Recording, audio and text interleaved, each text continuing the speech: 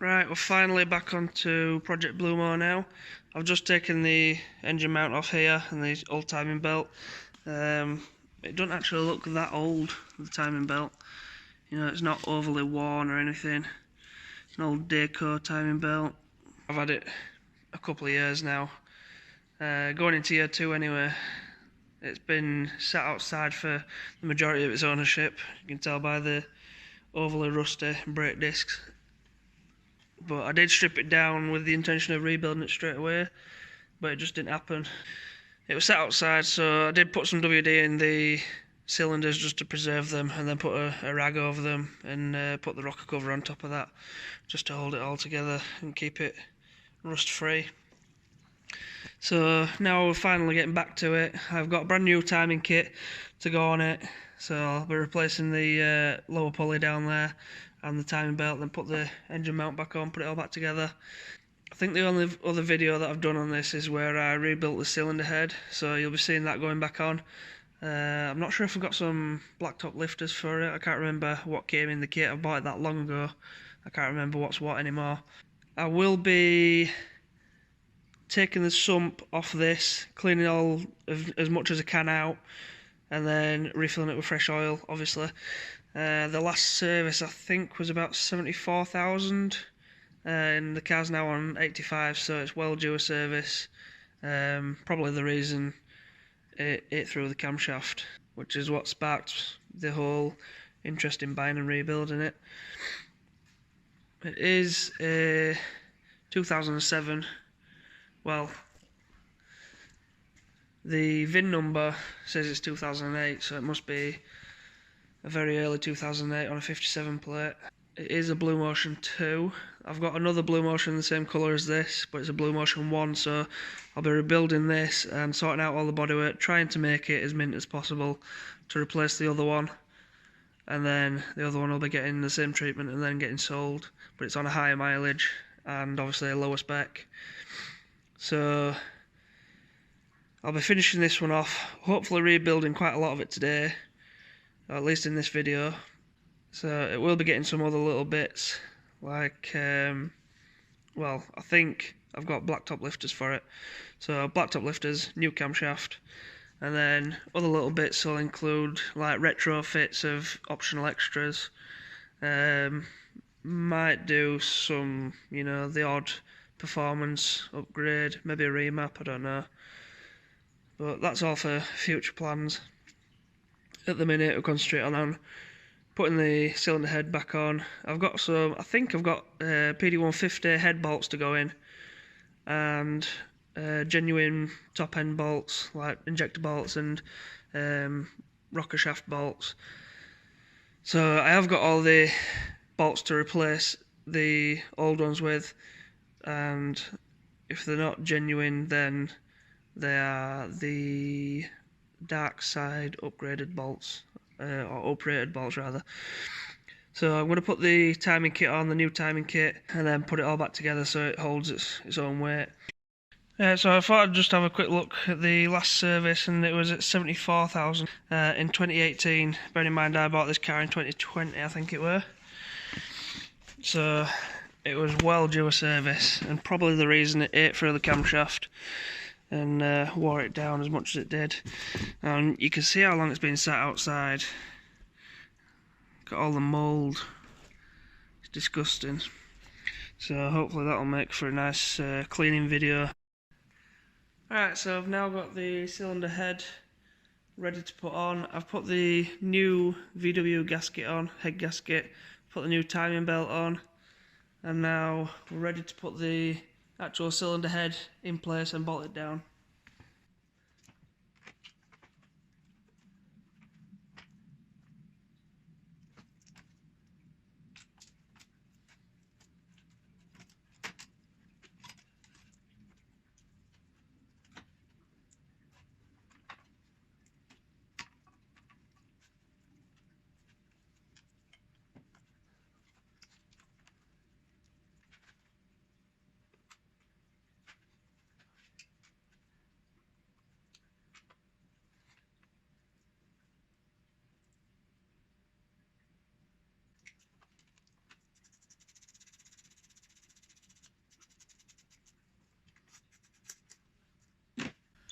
Right, so these are the PD150 head bolts. As you can see on the end, it says 12.9 there. It's a bit hard to make out because it hasn't stamped the best, but that's the tensile strength of these ones rather than the 10.8, I think. 10 point something for the standard ones. These are 12.9s, and obviously with them being ordered for a PD150, I've got 10 of them, but because this is only a 3-cylinder, it's got 8 head bolts rather than 10, like the 4-cylinders do. So I'll have 2 spare. So let's put these in.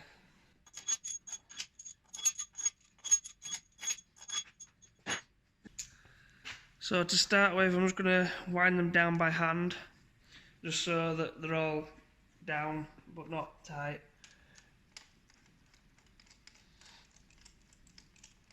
I'm only going to wind them until they touch the cylinder head. I'm not going to try and crank it down enough.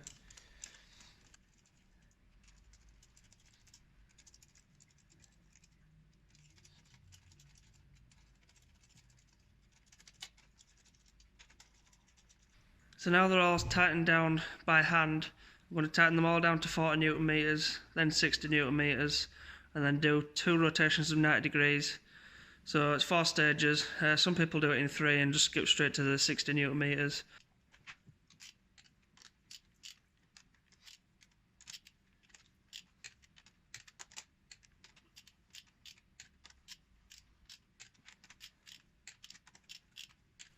So now they're all tightened down to the first stage, we'll be going up to 60 Newton meters for the second.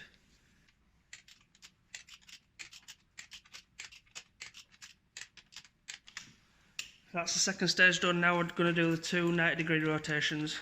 Now the way I'm going to do it is I'm going to use a normal ratchet rather than a pry bar.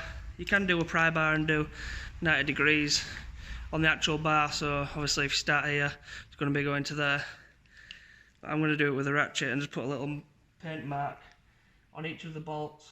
So now 90 degrees for all of them, and then another 90 degrees, so these white marks will end up facing the other way.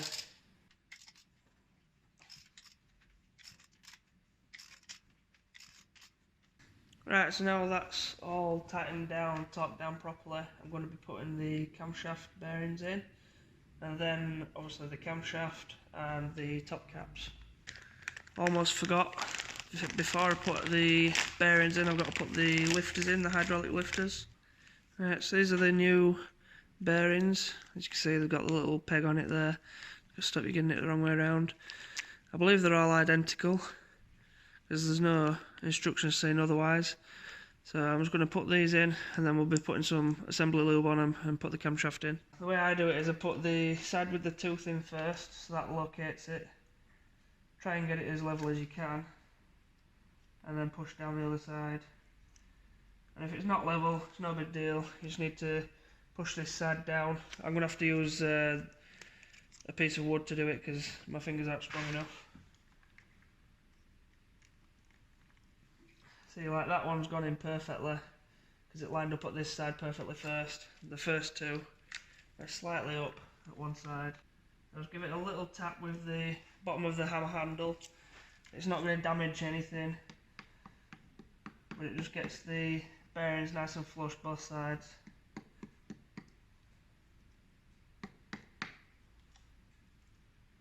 See, so that one I went a little bit too far with, so just knock the other side down.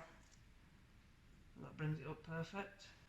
Right, so that's the bottom bearings done. I'm just going to put some assembly lube on those and then I'll put the new camshaft in.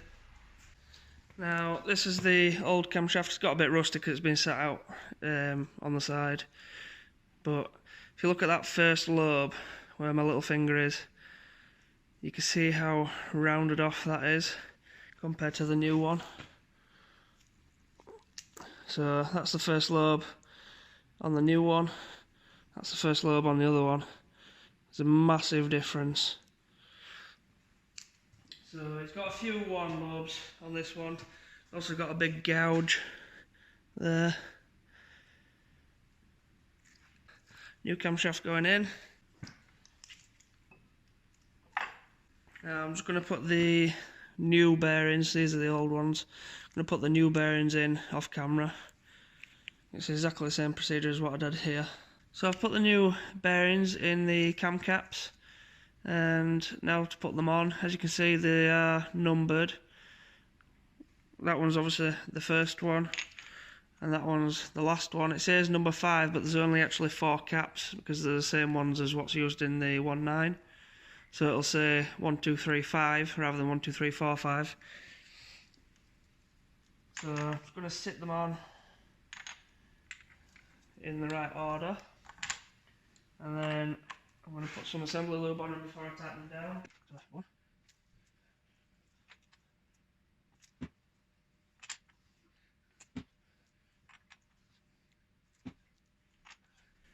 So I'm going to put the camshaft seal on the camshaft before these get tightened down. I'm also going to find whereabouts the camshaft wants to be, so don't end up pushing the valves down into piston number 1 that's at top dead centre. So I've just put the camshaft seal on. It's the flat side to the outside. Alright, so now it's time to drop the bolts in, the new bolts for the cam caps, and then I'll find out where the camshaft wants to be before we tighten it down. Alright, so these are the new cam cap bolts. These are VW ones. Obviously there's 10 here because they're bought for a 4-cylinder. I only need 8, so there's 8. And I'm going to drop these in the bolt holes. I'm not going to wind them down yet, because I don't know how much the camshaft's going to want to move. So I'm going to put the sprocket on the end of the cam. Right. So now we can see that it's quite a way off. This camshaft needs to be, so this hole up here is near enough at the top. So it's going to be something more like that. I've got some locking pins that I need to put in just to make sure it's in the right place. Don't know where my other locking pin is, so I'm just going to use one. It goes in this slot here, and then as I'm turning it, I should be able to feel the hole that it needs to go into there. So that's locked in place now, and I can tighten down the rest of the camshaft. So I'm just going to start them all off by hand. I'm not going to go super crazy with tightening them down, just enough to pull the cap into place. Right, so I've got them all snugged down, and then I went back and turned them off, just cracked them all off an 1/8 of a turn to make sure they're not all too tight to be torqued. So I'm going to get the 1/4 inch torque wrench now. So here's the 1/4 inch torque wrench with an adapter up to 3/8, and then my 3/8 bit holder for the bit. Right, so I've just refreshed my memory. The cam cap bolts are 8 Newton meters plus 90 degrees, and the rocker shaft bolts are 20 Newton meters plus 90 degrees.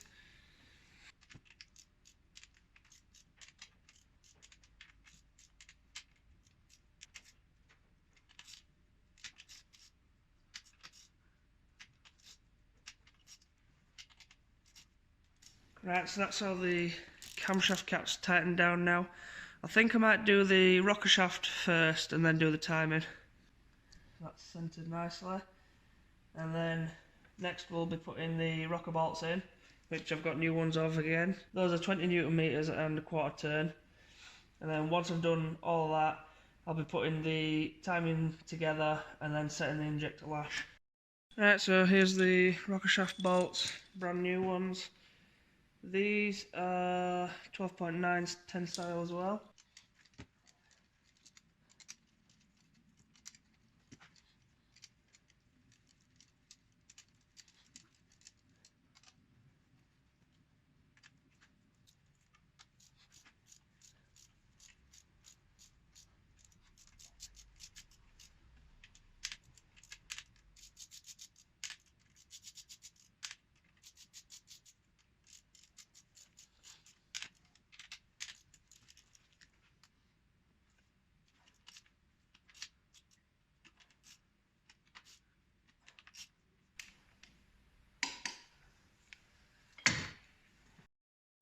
Right, so now everything's all tightened down. I've just realised I forgot to put the tensioner on whilst I had the engine mount off. And obviously it's not going to go over the end of that stud there. Right, so I've got the tensioner on now. I haven't put the engine mount back on yet, because I just wanted to show you that it is actually more accessible with the mount still out of the way. Now, if you look down here at the tensioner, you'll see there's a little metal tab at the top of it, and that goes into a little slot, as you can see. That's got to be in that slot before you can tension it or even tighten it down. The nut on it is just finger tight at the minute, so I can still turn it. And I've turned it all the way as low and as far back as it'll go, just to give me as much possible room to get this timing belt on. Obviously it goes over the tensioner and then over the cam sprocket. It can be a bit difficult sometimes, especially if it's not on the crank pulley at the bottom properly. As you can see, there's all this slack here, so it has to go around the crank pulley, around the water pump, and then round the cam, and then all these slacks on the tensioner side. So then your engine's still locked in place, and you can take all the slack up with the tensioner, obviously. Right, so now all that's back together, I'm going to be setting the injector lash. Now, there is obviously fancy tools, but the way that I do it is look for the top of the cam lobe on the big wide one in the middle on each one, and it's got to be in line with this pin that goes through the roller, and then that'll basically mean that this is under full compression then, this injector spring. So then once that's under full compression, you can see I've already loosened off all of these locking nuts. Now, I think the factory spec is bottom it out and turn it back 275 degrees, but all the forums say, well, because these engines are getting on a bit now, getting a bit older, you've got to bottom it out. So that's bottomed out now. You can tell because it turns easily like that, and then as soon as it bottoms out, it's pretty hard to turn. So don't go crazy with it. As soon as it bottoms out, stop. So you can see the angle there, so I need this end here to be facing that way, so 180 degrees back, just like that. Only has to be near enough, and then we'll lock that off. And I've got to turn the engine over by hand with the ratchet on the crank pulley bolt, and then once this one's in the same position as number one is now, we'll do that one, and then the third one, and then that's it. We can put the rocker cover on, put the timing covers back on,